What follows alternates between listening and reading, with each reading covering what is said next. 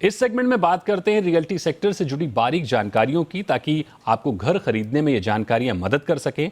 आपने नजूल की ज़मीन का जिक्र सुना होगा, लेकिन क्या आप वाकई जानते हैं कि नजूल की ज़मीन किसे कहते हैं? और अगर आप घर खरीदने जा रहे हैं तो नजूल की ज़मीन से जुड़ी कौन सी सावधानियां आपको बरतनी चाहिए, देखिए इस रिपोर्ट में।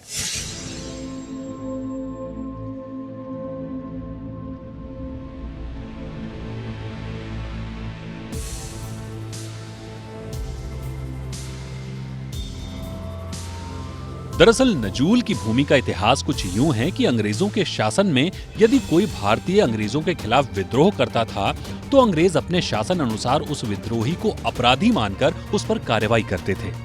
लोगों को जेल भेज देते थे, या लोग कमजोर पड़ते तो उन्हें अपना घर बार छोड़कर भागना पड़ता था। ऐसे में अंग्रेज उन्हें फरार घोषित कर उन लोगों की जमीन पर कब्जा कर लेते थे। इस स्थिति में लोगों की जमीन अंग्रेजी हुकूमत के पास आ जाती थी। ऐसी जमीन को ही नजूल की जमीन कहा गया। स्वतंत्रता के बाद भारत सरकार ने बड़ी मात्रा में नजूल की जमीन को असली मालिकों को लौटा दिया, लेकिन लंबे समय तक जिन जमीनों का कोई हकदार नहीं मिला या हक जताने के बाद भी यदि किसी के पास वाजिब रिकॉर्ड नहीं मिला तो उसे नजूल के अंतर्गत रख दिया गया। लंबे समय बाद ऐसी जमीनों का इस्तेमाल जनहित कार्यों के लिए किया जाने लगा, मसलन पार्क, नगर पालिका, ग्राम पंचायत, ग्राम सभा, स्कूल, अस्पताल इत्यादि बनाना। लेकिन बड़ी मात्रा में खेती की जमीन भी नजूल में थी।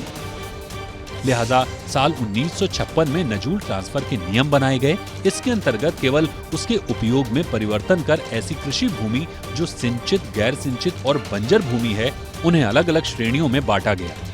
नजूल की जमीन को सिर्फ इस्तेमाल के लिए दिया जाने लगा, हालांकि उस पर मालिकाना हक सरकार का ही रहता है। ऐसी नजूल की जमीन को गांव के भूमिहीन, पिछड़े और अनुसूचित जाति एवं जनजाति के लोगों को कृषि के लिए पट्टे पर दी जाने लगी। खेती की जमीन को 3 भागों में बांटा गया, सिंचित, गैर सिंचित और बंजर।